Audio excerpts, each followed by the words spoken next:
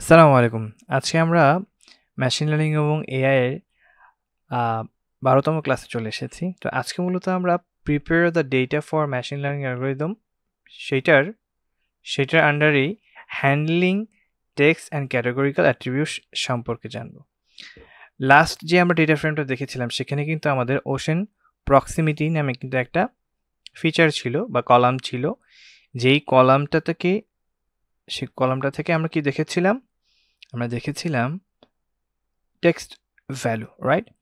এখন কথা হলো যে টেক্সট ভ্যালু তো আমাদের এই মেশিন লার্নিং তো আন্ডারস্ট্যান্ড করতে পারে না বা মেশিন বুঝতে পারে না, সে ক্যালকুলেশন বা কম্পিউটেশন তার দ্বারা সম্ভব হয় না।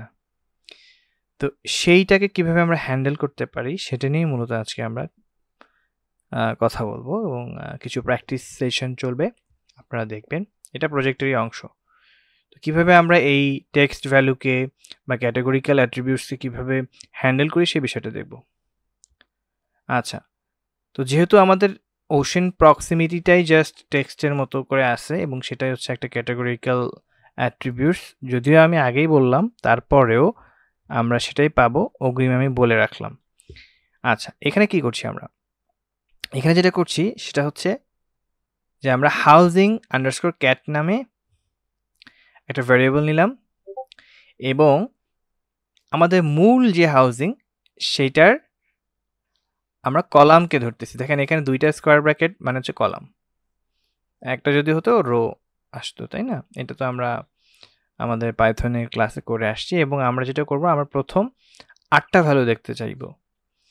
তো হেড যখন আমরা লিখি তখন নর্মালি প্রথম থেকে 5টা ভ্যালু আমাদেরকে দেখায় ডেটা ফ্রেমের। আর যেহেতু আমি 8টা মেনশন করে দিয়েছি তাহলে আমি 8টা দেখতে পাবো, 10টা মেনশন করে দিলে 10টা দেখতে পাবো, এইভাবে কাজ করবে। তো এই ডেটা ফ্রেমে জাস্ট আমার ওশেন প্রক্সিমিটি এই কলামটার ইনফরমেশনটাই আছে, এটাকেই আমি রাখছি জাস্ট। তো এই হাউজিং আন্ডারস্কোর ক্যাটটা এটাকে ক্যারি করতেছে। তো এই housing underscore cat dot head 8 দেওয়ার সাথে সাথে দেখবেন যে 8টা ভ্যালু সে আমাদেরকে দেখাবে। দেখেন, ocean proximity, near bay, 1H ocean, inland, near ocean, এরকম কিছু কমেন্ট এখানে দেখতে পাচ্ছি। এখন এগুলো কিন্তু ক্যাটাগরি, এক একটা ক্যাটাগরি, তাই না? কিন্তু কথা হচ্ছে যে ক্যাটাগরিটা কি একটার সাথে একটা সম্পর্কিত না, কিন্তু এটা অনেকটা কমেন্টের মতো বা একটা লোকেশনের মতো। আচ্ছা, it's not arbitrary text, there are limited numbers of possible value each of which represent a category. তো এগুলো কিন্তু একটা ক্যাটাগরি রিপ্রেজেন্ট করতেছে, কি টাইপের? হ্যাঁ, যে ওশানের কাছে বা দূরে, আমার বাসাটা এই সাগরের কাছে বা দূরে বা আইল্যান্ডে, যেখানে হোক একটা ক্যাটাগরি দেখাচ্ছে। এখন বিষয় হলো এগুলোর ভ্যালু কিন্তু একটার সাথে একটা রিলেটেড না। কীরকম? যেমন ধরেন আমি যদি একটা ক্যাটাগরি করি ছোট থেকে বড়, ছোট, মাঝারি, লম্বা, আরও বেশি লম্বা, বা খারাপ, ভালো, বা ভালো থেকে গুড, গুড অ্যাভারেজ, এক্সিলেন্ট, এভাবে করে যদি আমি একটা ক্যাটাগরি করি তখন কিন্তু দেখবেন ছোট থেকে বড় বা বড় থেকে ছোট এরকম একটা সিকোয়েন্স তৈরি হয়। এটা কিন্তু এরকম না, তাই না? আচ্ছা, এটাকে কিভাবে আমরা কনভার্ট করতে পারি? So let's convert the categories from text to number. এটাকে আমাকে নাম্বারে কনভার্ট করতে হবে। কেন করতে হবে? কারণ মেশিন লার্নিং মডেল এগুলো কম্পিউট করতে পারে না, ক্যালকুলেশন করতে পারে না, কারণ এটা দিয়ে কি বুঝছে সে বুঝতে পারে না, সে শুধু নাম্বার বোঝে। So let's use scikit-learn's ordinal encoder class. তো এই অর্ডিনাল এনকোডার ক্লাসের কাজ কি? সে এই যে অর্ডারটাকে এনকোড করবে নিউমেরিক ফর্মে, ঠিক আছে? আচ্ছা, তার জন্য যেটা আমাকে করতে হবে যে scikit-learn-এর লাইব্রেরি থেকে sklearn ডট প্রি প্রসেসিং, আমরা প্রি প্রসেস করতেছি না, মেশিন লার্নিং মডেলের আগে প্রি প্রসেসিং করে নিচ্ছি, সেই প্রি প্রসেসিং ইম্পোর্ট করব অর্ডিনাল এনকোডার। এবং এগুলো কিভাবে ম্যানুয়ালি করতে হয়, থিসিসের জন্য কিভাবে লিখতে হয় বা ফাংশন তৈরি করতে হয় সেটা পরে দেখবো আমরা, আগে আমরা সহজভাবে দেখে নিই। আচ্ছা, এটাকে ইম্পোর্ট করে নিলাম, নেওয়ার পরে অর্ডিনাল এনকোডার নামে আমি একটা কি করলাম, ভ্যারিয়েবল নিলাম। মনে রাখেন এটা কিন্তু সামনে আমাদের কাজে দেবে, অর্ডিনাল এনকোডার। এটার ভেতরে আমি আমাদের ক্লাসটাকে নিয়ে আসলাম। আচ্ছা, এই ইনস্ট্যান্সটা তৈরি করলাম। এখন housing underscore cat underscore encoded মানে ক্যাটাগরি, ঠিক আছে? এটার ভেতরে আমি কি করলাম, এই অর্ডিনাল এনকোডারটাকে অ্যাসাইন করলাম। দেন ডট ফিট ট্রান্সফর্ম, সার্কিটলাইনের ফিট ট্রান্সফর্ম, মানে ফিট এবং ট্রান্সফর্ম একসাথে হয়ে যাবে। এবং কাকে ট্রান্সফর্ম করবে? Housing cat. হাউজিং ক্যাটটা কি? এই যে আমাদের হাউজিং ক্যাট, এই এর ভেতরে যতগুলো ভ্যালু বা ফিচার আছে, আই মিন অ্যাট্রিবিউটস আছে, সেগুলোকে সে ফিট এবং ট্রান্সফর্ম করে ফেলবে। দেখেন ট্রান্সফর্ম করা শেষ। Let's see few encoded value in housing cat encoded. আচ্ছা, এই যে আমাদের যে ভ্যারিয়েবলটা হাউজিং ক্যাট এনকোডেড, এইটার আমরা শুরু থেকে 8 নম্বর মানে 7 নম্বর পজিশন পর্যন্ত আমি দেখতে চাই।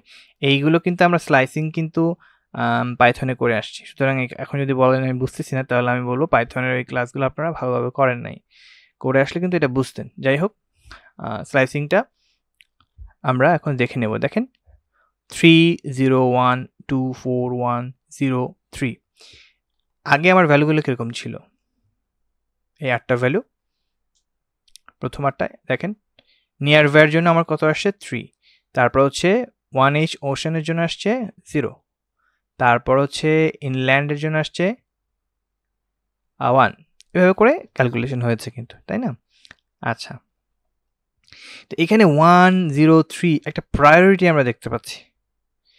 এটা কিন্তু একটা চ্যালেঞ্জিং বিষয়। কেন চ্যালেঞ্জিং? কারণ এখানে কিন্তু কোনো একটার থেকে আরেকটার মূল্যায়ন নাই, কিন্তু সবাই কিন্তু সমান।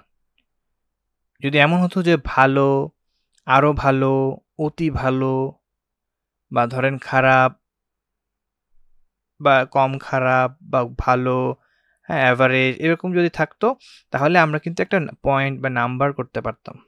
হ্যাঁ, যেমন ধরেন GPA 5, GPA 4, GPA 3, এভাবে যদি একটা সিকোয়েন্স তৈরি করা যেত, তাহলে আমরা কিন্তু একটা অর্ডার তৈরি করতে পারতাম। কিন্তু এখানে কিন্তু ব্যাপারটা ওই রকম না।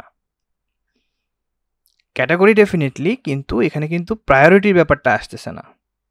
So we can get the list of categories by using category. আচ্ছা, এখানে প্রায়োরিটির ব্যাপারটা যেটা বললাম, ওটা একটু পজ থাকুক, সামনে এটা নিয়ে আলোচনা করব। তারপরে যেটা দেখবো যে সার্কিট লাইনে আমাদের ক্যাটাগরিজ আন্ডারস্কোর নামে একটা ইনস্ট্যান্ট ভ্যারিয়েবল আছে। সে কি করে? ক্যাটাগরিগুলোকে দেখায়। এই যে আমাদের অর্ডিনাল এনকোডার, এই যে অর্ডিনাল এনকোডার, এইখান থেকে আমি যখন অর্ডিনাল এনকোডার ডট ক্যাটাগরিজ দিব, তখন আমার কি কি ক্যাটাগরি সে ফিট ট্রান্সফর্ম করলো সে কিন্তু আমাকে দেখাবে। চলেন আমরা একটু দেখি, এটাকে রান করে দিই। দেখেন এদেরকে কিন্তু আমরা একটু আগে কি করলাম, মানে ক্যাটাগরিতে, এই ক্যাটাগরিগুলোকে আমরা কি করেছি? জাস্ট নাম্বারে কনভার্ট করলাম, তাই না? এখন সেই ক্যাটাগরিগুলো কি ছিল সেটা টেক্সট ফর্মটা আমরা এখন এই ক্যাটাগরিজ আন্ডারস্কোর এই ভ্যারিয়েবল দিয়ে দেখতে পাবো। এর আগেও দেখাইছি, আবার দেখলাম। আচ্ছা, ML algorithm will assume that two nearby values are more similar than two in distance value. দেখেন এই 3 আর 1, আই মিন 3 আর 0 কিন্তু মেশিন লার্নিং মনে করতেছে ধরেন সিমিলার বা কাছাকাছি, বা 1 আর ধরেন 0, তারা মনে করতেছে যে এরা মনে হয় একজনে আরেকজনের সাথে রিলেটেড। আবার 1 আর 4 হয়তো অনেক দূরের। এই যে মনে করাটা, এটা কিন্তু একটা ভুল লার্নিং। এই বর্তমান আমার যে ক্যাটাগরিগুলো আছে এটার সাপেক্ষে এটা কিন্তু ভুল একটা শিক্ষা। এখানে K1 K2 এভাবে চিন্তা করার কোনো সুযোগ নাই। কিন্তু তারপরেও কিন্তু আমার এই এনকোডিংটা হয়েছে। এখন কথা হলো এটাও একটা চ্যালেঞ্জ, এটাকে কিভাবে আমরা সলভ করতে পারি। যদি এই ব্যাপারটা এমন হতো যে, যেমন ধরেন যেটা বললাম যে ব্যাড, অ্যাভারেজ, গুড, এক্সিলেন্ট, তো ব্যাডের জন্য ধরেন আমি 0 দিলাম, অ্যাভারেজের জন্য 1 দিলাম, গুডের জন্য 2 দিলাম, এক্সিলেন্টের জন্য 3 দিলাম। এইভাবে যদি আসলে অর্ডারটা হতো, যে একটার সাথে আরেকটা এই যে বাড়তেছে বা কমতেছে, এটার সাথে একটা সম্পর্ক যদি থাকতো, তাহলে কিন্তু এই অর্ডারটা এভাবে সাজালে অ্যালগরিদম যেভাবে বুঝতো সেটা ঠিক ছিল। কিন্তু বর্তমান প্রেক্ষাপট হচ্ছে যে কোনোটা আইল্যান্ডের কাছে, কোনোটা ইনল্যান্ড, কোনোটা নিয়ার বে, নিয়ার ওশেন, হ্যাঁ, কোনোটা সমুদ্রের কাছে বা দূরে। এইটা কিন্তু আসলে কোনো মানে প্রায়োরিটি বা এর চেয়েও ভালো, ওর চেয়ে খারাপ, এটা কিন্তু নির্দেশ করছে না। হ্যাঁ, এটা একটু বোঝার বিষয় আছে। এই ক্ষেত্রে আমরা আসলে কি করতে পারি? ডেফিনেটলি আমাদের এখানে বাইনারি ভ্যালু প্রয়োজন হবে। তখন বাইনারি এনকোডিংটা প্রয়োজন হবে। কিভাবে বাইনারি এনকোডিং করব? মানে আমার ভ্যালু থাকবে 0 আর 1 এর ভেতরে। হ্যাঁ, তো এটা কিভাবে করা যায় তার আগে একটু আমরা কমেন্টগুলো পড়ে নিই। ML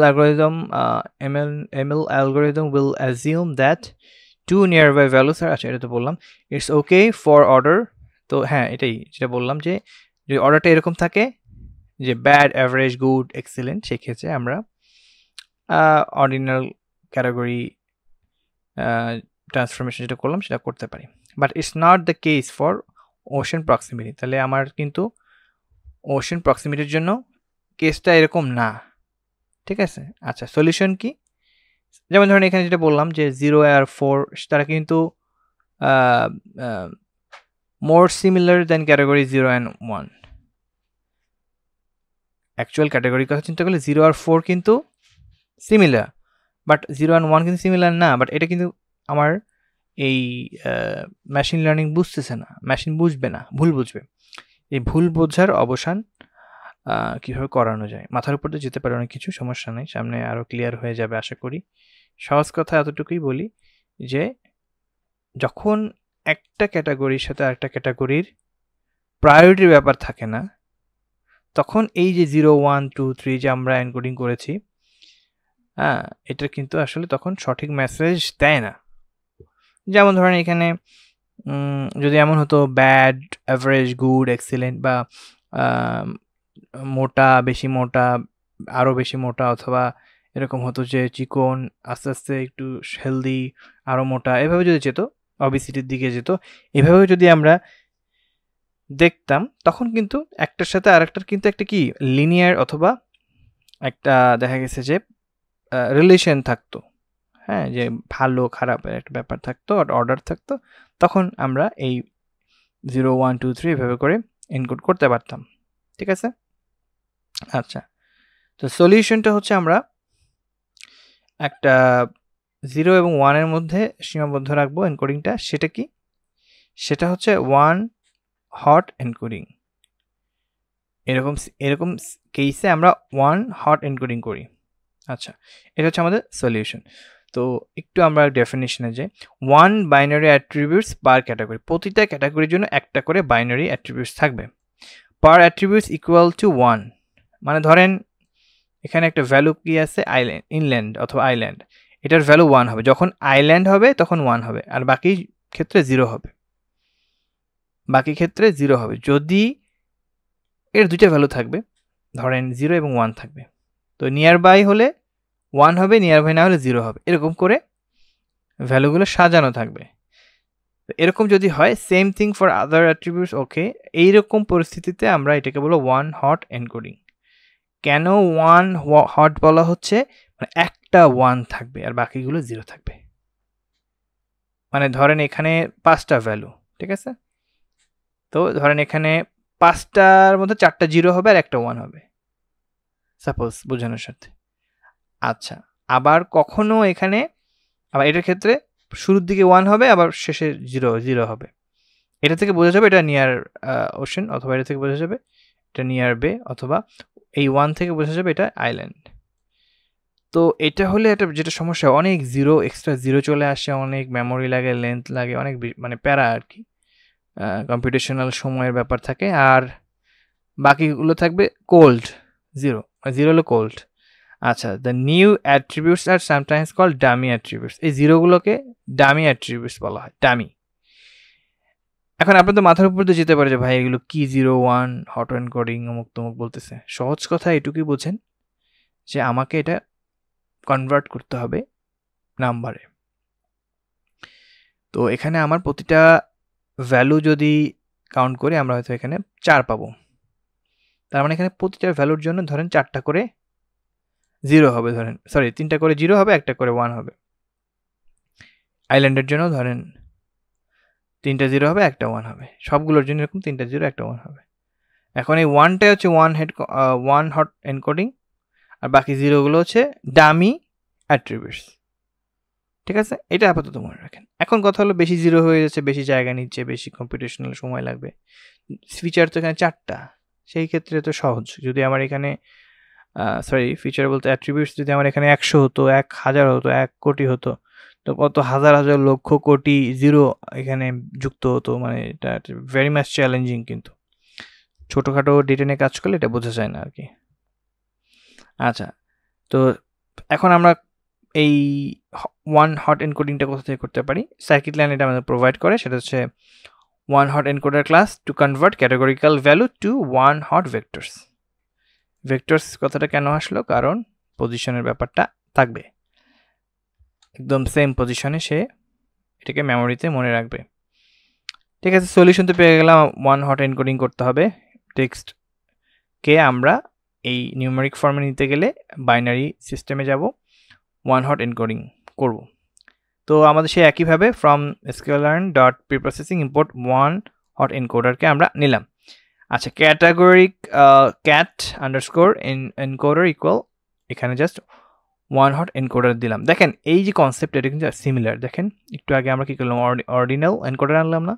দেখেন অর্ডিনাল এনকোডার, আর এখানে কি করলাম, ক্যাট এনকোডার জাস্ট লিখছি। এখানে আপনি চাইলে ওয়ান হট এনকোডার লিখতে পারেন ভ্যারিয়েবল হিসেবে, সেম স্টাইলে সব কিছু কিন্তু। ওকে, আচ্ছা,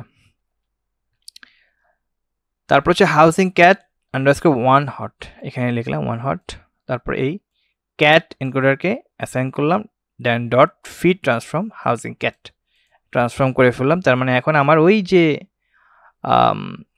কি বলে হাউসিং ক্যাটের ভেতরে আমার কি ছিল, এই ডেটাগুলো ছিল। দেখেন হাউসিং ক্যাটের ভেতরে এই ডেটাগুলো ছিল। ঠিক আছে, এখন এটাকে আমরা এখন কনভার্ট করব সরাসরি ওয়ান হট এনকোডিং এর মাধ্যমে। দেখি কি হয়। Done. By default the output of one hot encoder is SciPy parse matrix instead of NumPy array। দেখেন আপনাদের মধ্যে এখন একটা প্রশ্ন আসতে পারে যে আমার আউটপুটটা কি ফর্মে আসবে। সেটা আসবে SciPy sparse matrix এই ফর্মে আসবে, NumPy এর মতো 0 1 0 1 এভাবে আসবে না বাই ডিফল্ট। বাই ডিফল্ট যদি আমি ওয়ান হট এনকোডিং করি, এটা কিছু সুবিধা আছে সেই কারণে আসে না, বাট আপনি যদি চান NumPy ফর্মেও দেখতে পারেন, 0 1 0 1 এই ফর্মেও দেখতে পারবেন। চলেন আমরা একটু দেখি। দেখেন এখানে কিন্তু sparse matrix of type class NumPy float তোমাকে লেখা আছে অনেক কিছু, with 16512 stored elements in compressed sparse row format. আচ্ছা, এখন বিষয়টা হচ্ছে যে এটা এই বিষয়টা SciPy স্পার্স ম্যাট্রিক্স ফর্মে আছে।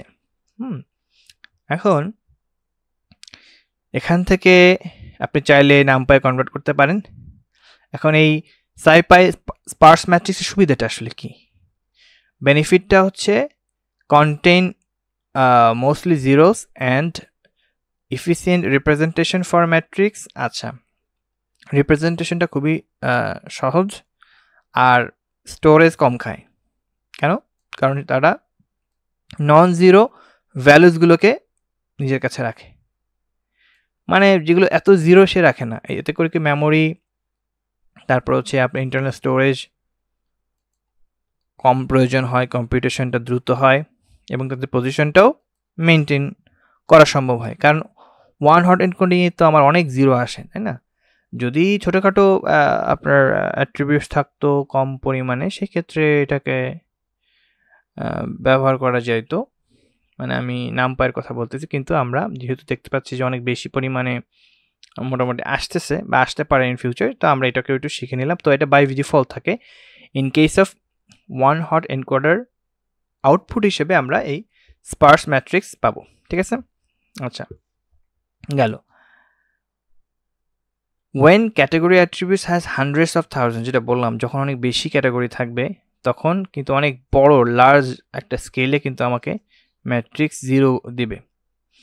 দেখা গেছে যে ধরেন 1 কোটি, ধরেন 1 লাখ অথবা 1000, চিন্তা করেন 1000 যদি আমার অ্যাট্রিবিউটস থাকে ডিফারেন্ট, সেই ক্ষেত্রে 99টা আমার জিরো হবে পার অ্যাট্রিবিউটস, আর একটা করে 1 হবে প্রতি রোয়ে।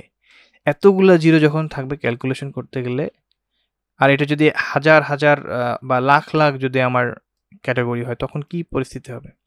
In this case Spurs matrix will save plenty of memory, speed up computation. তখন এটা আমাকে হেল্প করে কম্পিউটেশনে এবং মেমোরি বাঁচায়, মানে বিরাট ব্যাপার আর কি। তো এই জন্য আমরা এটাকে ব্যবহার করব যদি দেখি এরকম বড় কিছু। Sparse matrix can be used mostly like a normal 2D array. In case of dense numpy array, just end to call to array. এখন বিষয়টা হচ্ছে যে ধরেন কেউ বললো না ভাই আমি স্পার্স ম্যাট্রিক্স করবো না, আমি নামপাই নর্মাল যে ওয়েতে আমরা দেখতে পাই 0 and 1 ফর্মে ওইভাবে দেখতে চাই, তখন আমরা জাস্ট টু অ্যারে এই কনভার্টার বা এই কনভার্সনের জন্য যে মেথডটা এটাকে ব্যবহার করতে পারি। আমরা টু অ্যারে ব্যবহার করলেই কিন্তু আমাদের কাজ হয়ে যাবে। দেখেন এই যে আমার হাউজিং ক্যাট 1 হট, এটাকে আমরা চাইলে কনভার্ট করে নিতে পারবো অ্যারে বা নামপাই, ঠিক আছে। আচ্ছা, তাহলে আমি স্পার্স ম্যাট্রিক্স থেকে ওরে কনভার্ট করে ফেললাম। দেখেন এখন 0 0 কতগুলো 0 চলে আসে। দেখেন আমার ফিচার কয়টা, ফিচার আমার কয়টা 1 2 3 4 5, সরি ফিচার না অ্যাট্রিবিউটস, মাঝে মাঝে উল্টাপাল্টা হয়ে যায়, একটু খেয়াল করবেন কি বলতেছি। তো অ্যাট্রিবিউটস হচ্ছে আমার 4টা, 1 2 3 4 5, 5টা। দেখেন প্রতিটার জন্য একবার করে 1, এই যে দেখেন পজিশন ওয়াইজ 1।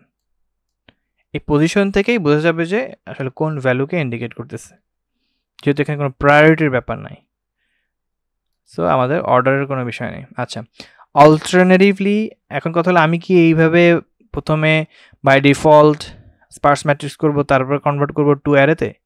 আপনি যদি এই প্যারা থেকে বাঁচতে চান তাহলে শুরুতেই একটা কাজ করতে পারবেন, স্পার্স ইকুয়াল ফলস করে দিলে আমার কিন্তু শুরুতেই এই যে স্পার্স ইকুয়াল ফলস করে দিলে তাহলে বাই ডিফল্ট যে স্পার্স ম্যাট্রিক্সের যে আউটপুটটা সেটা আর আসবে না, তখন সরাসরি সে আপনাকে এই ফরম্যাটটা দিবে, তখন আর টু অ্যারে এটা ব্যবহার করা লাগবে না, ঠিক আছে। এই হচ্ছে বিষয়। আচ্ছা, আমরা তো জানি যে কি কি ক্যাটাগরি দেখতে চাইলে এই যে আমরা দেখতে পারবো ক্যাট এনকোডার ডট, আমরা যদি ক্যাটাগরিজ আন্ডারস্কোর দিই তাহলে আমরা কাদেরকে আসলে এনকোড করলাম সেটা দেখতে পাচ্ছি। এই হলো আমাদের ক্যাটাগরিগুলোর মানে মান। আচ্ছা, panda has a function call get dummies which also convert each category's feature into one hot representation. এটা খুবই ইম্পর্টেন্ট। দেখেন গেট ডামিস নামে পান্ডা লাইব্রেরির কিন্তু একটা মেথড আছে, ফাংশন আছে, সে ওয়ান হট এনকোডিং এর মতোই রিপ্রেজেন্টেশন করে, মানে দেখায় যে এটা কিন্তু অনেকটাই 0 1 0 1 এই টাইপের। তো এখন ওইটার কি সুবিধা আর কি অসুবিধা সেটা একটু আপনাদের সাথে শেয়ার করি। যদিও ওইটার রিপ্রেজেন্টেশনটা সুন্দর সহজ, কিন্তু কিছু ইস্যু আছে, দেখাই। তো df আন্ডারস্কোর টেস্ট নামে একটা ভ্যারিয়েবল নিলাম, pd ডট ডেটা ফ্রেম। আমরা এখানে ওশান প্রক্সিমিটি আর ইনল্যান্ড অ্যান্ড নিয়ার বাই এই দুইটা অ্যাট্রিবিউটসকে নিলাম। pd ডট গেট ডামিস মানে পিডির ভেতরে ঢুকে, পান্ডার ভেতরে ঢুকে গেট ডামিস ফাংশনের মধ্যে গেলাম, গিয়ে আমরা এখানে আর্গুমেন্টটাকে df টেস্টকে দিয়ে দিলাম এই দুইটা ভ্যালু। দেখেন ট্রু ফলস, ফলস ট্রু, এই দুইটার জন্য দুইটা আমার ভ্যালু আসছে 0 1। তো এখানে ট্রু মানে 1, ফলস মানে 0, ফলস মানে 0, ট্রু মানে 1, এভাবে করে রিপ্রেজেন্টেশন, ঠিক আছে। তো এইটার একটা মানে প্রেজেন্টেশন ভালো হলেও কিছু খারাপ দিক আছে, সেটা পরে বলতেছি, আগে একটু দেখি আমরা। It's look nice and simple, so why are we are using one hot encoder instead get dummies method. প্রশ্ন হচ্ছে যে এটা এত সিম্পল, এত সহজ, তাহলে আমরা ওয়ান হট এনকোডার কেন ব্যবহার করতেছি যে এত 0 আসে, মানে সেক্ষেত্রে আমরা কেন গেট ডামিসকে ব্যবহার না মানে করতেছি না, এই বিষয়টা চলে আসে, ঠিক আছে। এখন আসেন advantage of one hot encoder is that is মানে সে রিমেম্বার করে, কি রিমেম্বার করে, তার পজিশনটাকে, তার ভ্যালুকে। Advantage of one hot encoders is it remembers which category it was trained on, মানে তার পজিশন ওয়াইজ সে কোন ক্যাটাগরিটিকে ট্রেন করেছিল সেটা সে মনে রাখে, স্টোর করে। It's very important because once your model is in production, it should be fed exactly the same feature as during training. দেখেন আমরা যখন ফিড করব মানে ট্রেনিং করার পরে যখন আমরা ইনপুট দেব, তখন ইনপুটটা হতে হবে আমাকে একদম মানে যেভাবে ট্রেনিং করানো হয়েছে ঠিক সেইভাবে ইনপুটটা দিতে হবে, নাহলে ভুল আসবে। এইটা আসলে কিভাবে সম্ভব? এইটা কিন্তু মেমোরাইজ করে রাখে ওয়ান হট এনকোডার। এই বেচারা কিন্তু করে না, এই গেট ডামিস কিন্তু করে না, এই জন্য নাম দিছে ডামিস আর কি। Let's look our trained cat encoder outputs when we make it transform the same descriptors using transform not fit transform। আমরা এখানে আপাতত ট্রান্সফর্ম দিচ্ছি, তাহলে আবার ফিট হয়ে গেলে আবার একটা ইস্যু আছে, জাস্ট ট্রান্সফর্ম করে দেখতেছি কি অবস্থা। আচ্ছা ট্রান্সফর্ম হলো, দেখেন 0101 সুন্দর দেখা যাচ্ছে, মনে হচ্ছে যে মানে খুব সুন্দর ভ্যালু দিচ্ছে, দেখতেও খুব ভালো লাগতেছে, তাই না? দুইটা আমার রো দিল এখানে, সরি দুইটা, হ্যাঁ দুইটা আমরা রো পাচ্ছি। See the difference, get dummies saw only 2 categories, দুইটা category, so it output 2 columns, দুইটা ক্যাটাগরি কাজ করছে, দুইটা কলাম দিচ্ছে, whereas one hot encoder 1 column per learn category in the right। আচ্ছা এগুলো আসলে এত পড়বো না। দেখেন এখানে একটা মজার বিষয় বলি, আপনি যদি এখানে একটা এক্সট্রা ক্যাটাগরি দিয়ে দেন, ধরেন আননোন ক্যাটাগরি দিয়ে দিলেন, আপনি এখানে একটা ধরেন একটা আননোন ক্যাটাগরি দিয়ে দিলেন, তো এবং একটা আননোন ক্যাটাগরি তৈরি হলো, এখানে ধরেন দুইটা করে আসছে, ওখানে একটা আসে না দুইটা আসছে।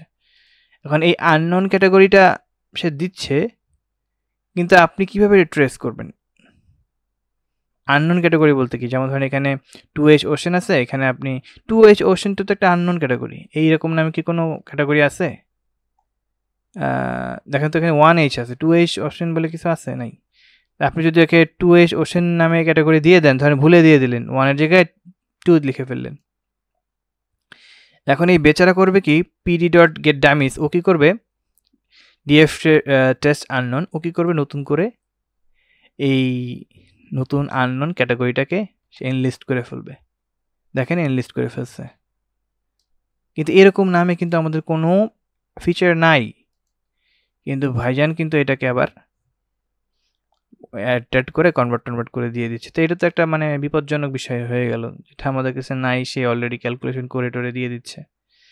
But one hot encoder is very much smarter.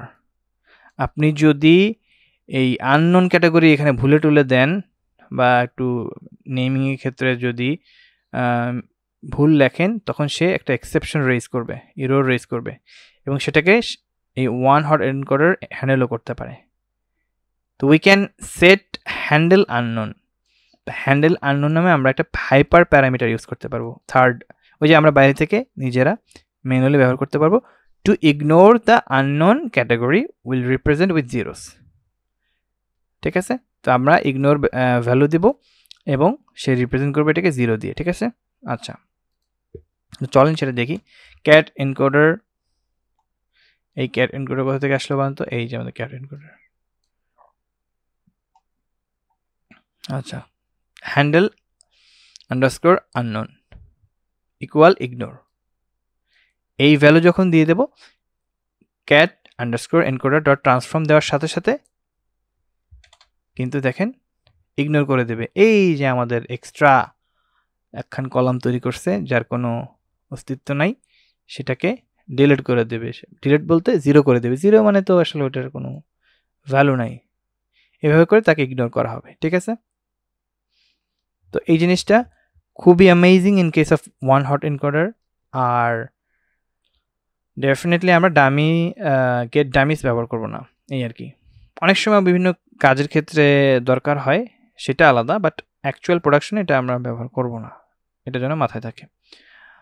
One hot encoding for attributes with many categories.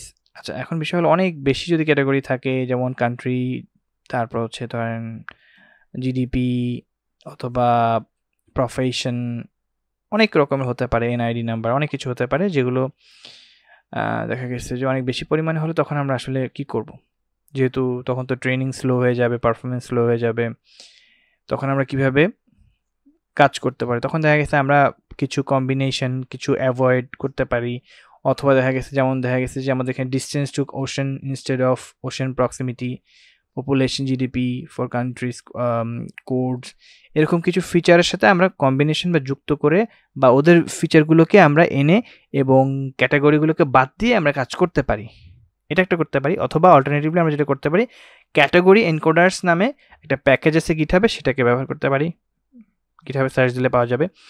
R for neural networks আমরা ব্যবহার করতে পারি এমবেডিং ব্যবহার করতে পারি। Learnable low dimensional vectors for each category, এটা ব্যবহার করতে পারি। যখন আমরা নিউরাল নেটওয়ার্ক দেবো তখন এইগুলো নিয়ে আমরা আলোচনা করব। জাস্ট এটা হচ্ছে একটা টিপসের মতো আর কি। When you fit any scikit-learn estimator using a data frame, the estimator stores the column. Estimator কি করে? স্টোর করে কলাম নেমসকে। এই যে আমরা যে ক্যালকুলেশন করতেছি, নেমটা বা ঠিক মতো না বসলে তো problem. In the feature names in underscore, এই ভ্যারিয়েবলের ভেতরে সে স্টোর করে রাখে। Attribute scikit-learn then ensures that any data frame fed to this estimator after that to transform or predict has the same column names. Transforms also provide a get features names out method that you can use to build a data frame around the transform output. এখন বিষয় হলো যে এই যে get features names out আর এই আপনার features names in underscore এগুলোর ভিতরে কি থাকে, কিছু ইনফরমেশন থাকে, ক্যালকুলেশনের ভ্যালু আর এই কলামের নামগুলো। তো এই ফিচার্স নেমের ভেতর কি থাকে, কি আমরা বললাম যে কলাম নেমগুলো থাকে। তো চলে আমরা দেখি কলাম নেম আছে কিনা। cat underscore encoder dot feature names, এই যেভাবে লিখছি হুবহু এভাবে লিখতে হবে, না লিখলে কিন্তু এরর আসবে। শেষে কি আন্ডারস্কোর দিয়ে শেষ হয়েছে, আপনাকেও আন্ডারস্কোর দিয়ে শেষ করতে হবে। দেখেন ওশেন প্রক্সিমিটি, দেখছেন আমরা কিন্তু যেই ফিচার নেম সেটা কিন্তু দেখতে পাচ্ছি। এবার দেখব cat encoder dot get feature name out। Ocean proximity সাথে আমার প্রথমে হচ্ছে 1H ওশেন প্রক্সিমিটির সাথে আইল্যান্ড ওশেন প্রক্সিমিটির সাথে কি হলো, আমার যে ভ্যালুগুলো কিন্তু সম্পৃক্ত হচ্ছে। দেখছেন এখানে কিন্তু দেখেন যে ফিচার নেম আউট, নেম এবং ভ্যালু, মানে ফিচারের নেম এবং ওইটার সাথে ওটার ভ্যালুটাও আমরা দেখতে পাচ্ছি, গেট ফিচার নেম আউট। ঠিক আছে, আচ্ছা, তো এই জিনিসটা মনে রাখতে হবে। এই দুইটা ভ্যারিয়েবলের কাজ, শুধু ফিচারের নাম দিচ্ছে আর এখানে ফিচার সহ ভ্যালুগুলোর নাম দিচ্ছে। হারা যায় কিছু নেই, ক্যালকুলেশনের পরে এগুলোকে আবার যোগ বিয়োগ ব্যাকএন্ডেই করা হচ্ছে, এই হলো বিষয়। এবার হচ্ছে df আন্ডারস্কোর আউটপুট ইকুয়াল মানে অ্যাসাইনমেন্ট অপারেটর, আমরা এখন ডেটা ফ্রেমটাকে তৈরি করব। ঠিক আছে, pd ডট ডেটা ফ্রেম, অনেক ক্যালকুলেশন তো হয়ে গেল, এখন তো ডেটা ফ্রেমে আনতে হবে না, না আনলে তো সে আগের টেক্সট ফর্মে থাকলে তো হলো না ব্যাপারটা। cat underscore encoder dot transform করব কাকে, ডেফ টেস্ট আননোন। এই যে ডেফ টেস্ট কই, কোথায় দেখলাম তাকে, এই যে এটার ভেতরে যান উনি আছেন, এই যে নতুন যে ব্রাদার আছেন এনাকে আমরা এখন কি করব, এখানে আনলাম আননোন। আচ্ছা, কে আমরা ট্রান্সফর্ম করব, তাই তো। আচ্ছা, columns equal cat underscore encoders dot get features name out, এটার কাজটা আমরা দেখলামই কি করতেছে। Index def test unknown dot index, index আকারে সুন্দরভাবে সাজায় ফেলবে এবং আউটপুটটা আমরা দেখব। এই দেখেন ইন্ডেক্সিং হয়ে গেছে কিন্তু। ওশেন প্রক্সিমিটি, আচ্ছা 1H ocean proximity, inland ocean proximity, okay ঠিক আছে, কাজ শেষ। উপরে 0 কেন আসছে, কারণ এগুলো ইগনোর করা হয়েছে, একটু আগে ইগনোর করে ফেললাম না,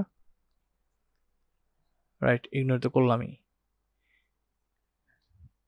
দেখেন আমাদের কিন্তু নতুন যেই 2H ওশেন ছিল সেটাকে কিন্তু এখানে রিপ্রেজেন্ট করতেছে না। যাক, আমাদের মোটামুটি যেই ক্যালকুলেশন করার দরকার ছিল সেটা আমরা করেছি, এবং যে টেক্সট ভ্যালুটা ছিল সেটাকে আমরা কনভার্ট করতে পেরেছি ওয়ান হট এনকোডিং এর মাধ্যমে। এটার সুযোগ সুবিধা এবং এটার আউটপুট স্পার্স ম্যাট্রিক্স বা নামপাই, সুযোগ সুবিধা অসুবিধা, সেগুলো আমরা আলোচনা করলাম। তো এভাবেই প্রতিটা প্রজেক্টেই আপনার বিভিন্ন বিষয় চলে আসবে, চ্যালেঞ্জ চলে আসবে এবং সেটাকে কিভাবে এফিসিয়েন্টলি হ্যান্ডেল করা যায় সেটা করতে পারাটাই হলো একটা ভালো মেশিন লার্নিং মডেল তৈরি করার প্রি প্রসেসিং। তো আপনি যদি এই প্রি প্রসেসিংটা খুব ভালোভাবে করতে পারেন, এই ইঞ্জিনিয়ারিংটা ভালোভাবে করতে পারেন, তাহলে ভালো কোয়ালিটির একটা ডেটা কিন্তু আপনি একটা মেশিন লার্নিংকে ট্রেনিংয়ের জন্য দিতে পারতেছেন এবং সে খুব ভালোভাবে ট্রেন হবে এবং ভালোভাবে সে ক্যালকুলেশন করে আন্ডারস্ট্যান্ডেবল হবে তার জন্য এবং প্রেডিক্ট করতে তার জন্য সুবিধা হবে এবং একটা ভালো রেজাল্ট দিতে তার জন্য সুবিধা হবে। কার? মেশিনের বা মেশিন লার্নিং তার প্রসেসটা খুব ভালো হবে। তো এই যে লিমিটেশনগুলো আছে, এই লিমিটেশনগুলো যত কমানো যাবে তত ভালো আমরা আউটপুট পাবো। তো আজকে হচ্ছে আমাদের prepare the data for machine learning algorithm, সেইটারই একটা অংশ হচ্ছে handling text and categorical attributes. যদি টেক্সট থাকে, যদি ক্যাটাগরিক্যাল অ্যাট্রিবিউটস থাকে, মানে স্ট্রিং ফর্মে যদি থাকে ডেটা, বা এই যে দেখেন টেক্সট ফর্মে যদি থাকে, সেটাকে আমরা কয়েকটা বিবেচনায় ট্রান্সফরমেশন করব। তো সেটাই আমরা করলাম এবং ভালো দিক খারাপ দিক কিছু কিছু জায়গাতে এক্সপ্লেন করার চেষ্টা করলাম। তো এটাই হচ্ছে আমাদের একটা কনসেপ্ট আমরা কমপ্লিট করলাম থ্রু প্রজেক্ট। এটা কিন্তু প্রজেক্টের অংশ, আমাদের কিন্তু একটা অলরেডি প্রজেক্ট চলতেছে এবং বিভিন্ন ধাপ নিয়ে আমরা কিন্তু কথা বলতেছি, এগুলো আপনাদের মাথায় থাকতে হবে। আজকের মতো এই পর্যন্ত, আপনারা প্র্যাকটিস করেন। ভিডিওগুলো একটু বড় হলেও আসলে ভালোভাবে শেখাই ভালো, শর্টকাট বলে কিছু নাই। আমার কোর্সটা যারা থিসিস করবেন তাদের জন্য এটা ভালো হবে, যারা প্রফেশনাল লাইফে যাবেন তাদের জন্য ভালো হবে, রিসার্চ যারা করবেন তাদের জন্যও ভালো হবে। হ্যাঁ, কারণ ম্যানুয়ালি কাজগুলো আগে আমরা সামনের ক্লাসগুলোতে যখন যাব তখন আমরা ম্যানুয়ালি দেখব কিভাবে এগুলো সাইকেল লাইন ব্যবহার না করে করা যায়, সেগুলো দেখবো ইনশাল্লাহ। আজকের মতো এই পর্যন্ত, ভালো থাকবেন, আমার জন্য দোয়া করবেন, আর আপনারা সাবস্ক্রাইব করবেন, শেয়ার করবেন মানুষদের সাথে। তাহলে আসলে যেহেতু এটা ফ্রি যদিও, বাট এটাকে মূল্যায়ন করার চেষ্টা করবেন। ডেফিনেটলি অনেক পেইড কোর্সের চেয়েও এটা অনেক ভালো একটা কোর্স আশা করি। তো আজকের মতো এই পর্যন্তই। আসসালামু আলাইকুম।